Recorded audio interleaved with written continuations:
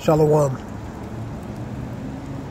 2nd Esdras 16, real quick, couple of scriptures. Woe is me, who will deliver me in those days. This is the vision that Ezra was talking about, seeing the horrors that's going to happen, man. 2nd Esdras 15, vengeance of the wicked, terrifying vision of warfare, judgment of Babylon, judgment on Asia, Babylon, America, and these other nations. 16, other denunciations, horrors in the last days. The Lord's people must prepare for the end. That's the persecution and what the things that they have to prepare for. What's going to happen.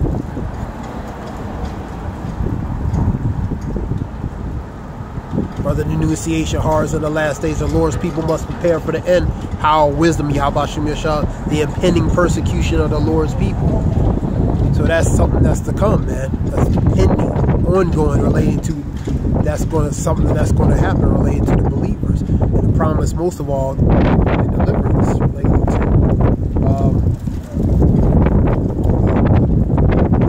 being delivered, salvation.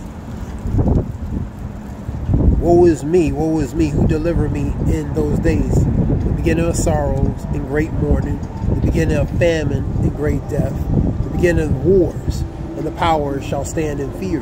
The beginning of evils, man. So sorrows was part of that vision, mournings were part of that vision, famine that part of that vision, great death that part of that vision, and the beginning of the wars, man. We're seeing the beginning of wars, hearing the wars and rumors of wars, man.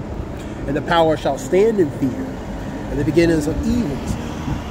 Knowing this in the last days that perilous times shall come. 2 Timothy 3 and 1, man.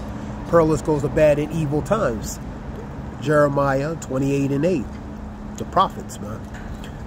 They speak of evil, pestilence, war, and evil, man. A war, pestilence, and evils, man. So they're speaking of bad things. They're not speaking of good things, man. You know? Things that most people don't want to hear, man. That's why Isaiah talks about, don't speak us right things, speak us smooth things, speak us lies, deceit, man. These are the real bitter things of the Bible, man. Behold, the famine and the plague, tribulation, and anguish are sent as scourges for the amendment. Scourges is a form of tool, an instrument of punishment and cruelty, man. But for all these things, they shall not turn from their wickedness, nor be always mindful of the scourges. So the things that's happening, most people are oblivious to. They're numb to it, man. They act like there's nothing going on, man. Until these things manifest where it affects, especially here, for example, man. Right now, they can be oblivious because nothing's happening here, man. But in other parts of the world, there's people facing and dealing with things, real issues, man. For example, the Palestinians, Israel, man. Real people dealing with different types of adversities and hardships, horrors, war. You know what I mean? That's a part of everyday life in those areas, man. They've been battling for centuries, man. You know. So they a real thing. That could be a real thing here in America, and most of these people will never be able to deal with that because we live in a society that's been privileged, that's been coddled, that's been highly protected, man. But these other nations don't have that luxury, man. They deal with this stuff on a day-to-day basis. You know what I mean? Syria and these other Middle Eastern countries, man. You know what I mean? They deal with war. You know what I mean? Damascus and all them places, they deal with this kind of stuff, man, on a day-to-day basis, where the people are almost desensitized and numb to it because they used to it. What happens when it comes here to a helpless nation, a helpless country, which is here, man? You having issues with the border, you know what I mean? Talking about, worrying about who's coming in there besides cartels and influx of certain people, you know what I mean? They're worrying about a certain ENT coming in the borders, man. That could be a potential threat, the different things, man. So a lot of things are happening, man.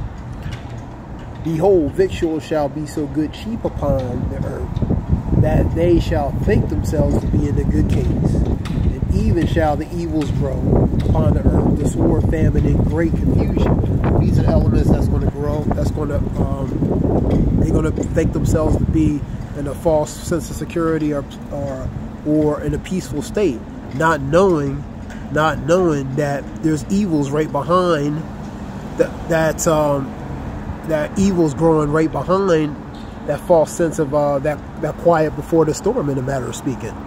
You know, there's evils developing, man. You know what I mean? It's just not developing where it's obvious here yet.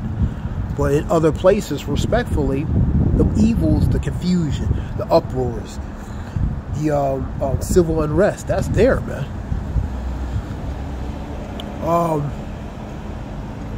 For many of them that dwell upon the earth shall perish of famine, and the other that escape the hunger shall the sword destroy. And part of that sword is war. War is a part of that sword. And others are going to die by famine, either by the famine or by the sword, man.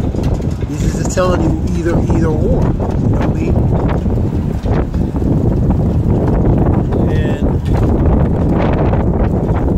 And the dead shall be cast out of it. Bodies on the floor, bodies on the ground. You know what I mean? They're going to be like the trash bags on the ground. That's how these bodies going to be. You know what I mean? They're going to be on the ground, man. You know? And you're not going to have time to mourn for or comfort them, man. Why? Because the state of condition in this society, the desolate places, you know? Go to Isaiah 24, for example, you know, related to the state and condition of the city. 24, 10 through 12. And the dead shall be cast out as dung, and there shall be no man to comfort them. For the earth shall be wasted, and the city shall be cast down, which means desolated. They'll be in a destitute state, man. So that's what that is, man. This is something short, real quick. We in the second Esdras, we in the second Esdras 15, we in the second Esdras 16, for example. You know, so that say, woe is me, woe is me, and woe is me in that time, as Ezra said, because the vision that he seen was very horrible. You know what I mean? Terrifying vision of warfare. World War III, Revelations 11 and 14 specifically. The second war was coming, and the third war coming quickly, man. So the vision he seen was horrifying, man. He was scared. So that being said, this was something short. Hope it helps. Give all praise, Yahweh Shem, Yahweh Shem, Wolf Shalom.